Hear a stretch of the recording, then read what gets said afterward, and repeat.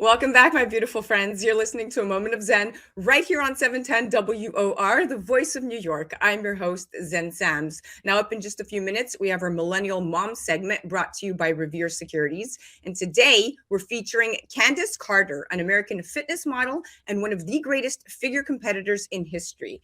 Now, under her long list of achievements, Candice boasts over 13 pro victories and is the four-time Arnold Classic Champion. Her journey into fitness all started at the age of 11. It was around this point Candice first joined the gym, unknowingly set out on her journey to greatness. Her passion for weightlifting was soon ignited, leading her to jump right into the competitive circuit, where she ultimately won her pro status in 2011. And ever since then, Candice hasn't looked back. She's gone on to inspire an army of people with her long list of achievements. But when you're a bodybuilder champion in the prime of your career, deciding to become a mother isn't always easy.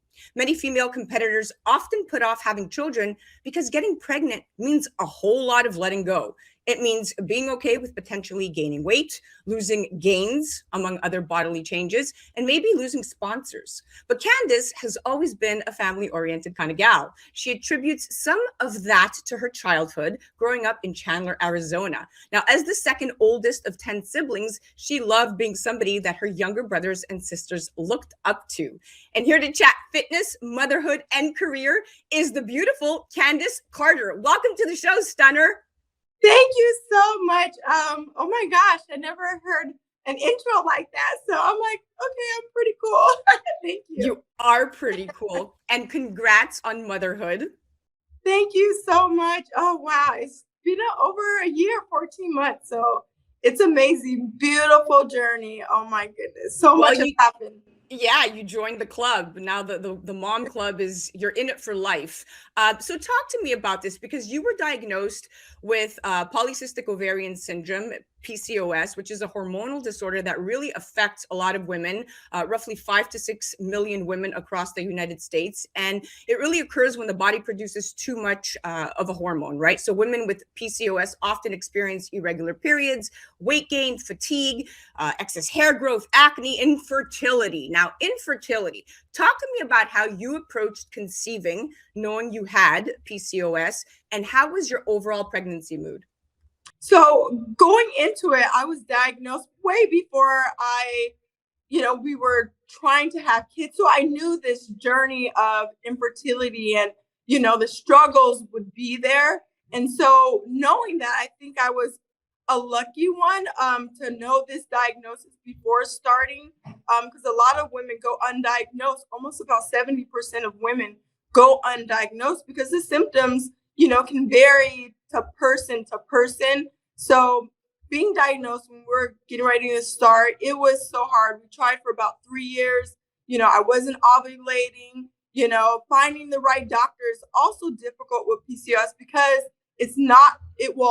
up until this beginning of this year, it wasn't considered a disease. So when you're in medical school, you're not studying it. The doctors don't know exactly what's happening with the woman's body. But now I went to Congress the past 2 years talking about the disease and saying, hey, this needs to be studied. You guys need to study this. Women, have this. It's one of the leading causes of infertility. So thankful this year with PCOS challenge, we were able to get it marked as a disease. So now that women go into the doctor, they're being asked questions, that sort of thing. So it should get better with being diagnosed. So it was very difficult taking infertility meds that failed, because your body is just fighting these hormones that you're trying to constantly battle. So it was difficult for us to get pregnant.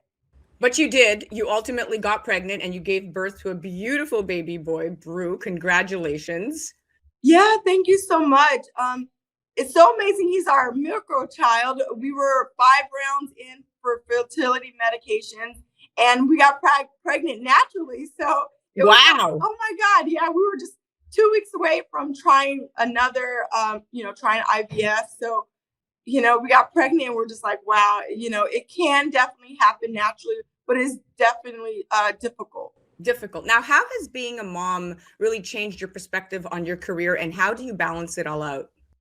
It changed my entire world. I'm used to, we got to go here, we got to fly here, we're going out of the country, especially being sponsored, you got to be ready when they call and be, physically fit and ready to go. So now being a mom is like, no, I can't, I need to know 2 months in advance. Like, I'm not ready to leave my son yet by myself for a weekend. So I had to turn a lot of jobs down, but I am learning to give myself grace and say, it's just a period of time, It is a period of time. 3 or 4 or 5, I can continue those things. So it was hard to deal with a little bit.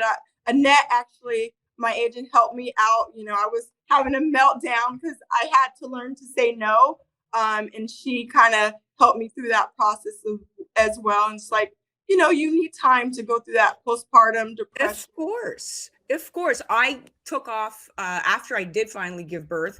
I really took Alexa everywhere with me. I still to this day talk about mommy shaming Candice. She still sleeps with me. She's 6.5 years old, right? So everybody has a different process. I've never spent one night away from her, but she travels everywhere with me and I pull her out accordingly. If I have to leave for a weekend, if I have to leave for a month, like I just went to Greece to film a movie with Jamie Foxx and Robert De Niro called Tin Soldier, she came. But this is about you, not me. So talk to me about what your rules for a great workout are, because all us moms are dying to look exactly like you.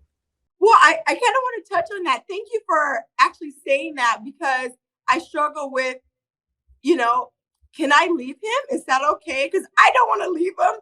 But you don't have to. Don't. Thank you for that. So, yeah, I know you said it's about me, but thank you for sharing that, because now it's changing my mind how, like, I don't need to leave him, because people are like, you can leave him. It's okay. But I like that. Thank you. Yeah. So I'm sorry, what was that question? Oh, I know, we diverted. I said, what are your rules for a great workout? My rules for a great workout is sweat, so just do what you can to break that sweat, get your heart rate up. I definitely believe in wearing like an Apple Watch or a Fitbit to track your heart rate, so you'll know, like, okay, am I working out to my full potential? Really study those heart rate zones.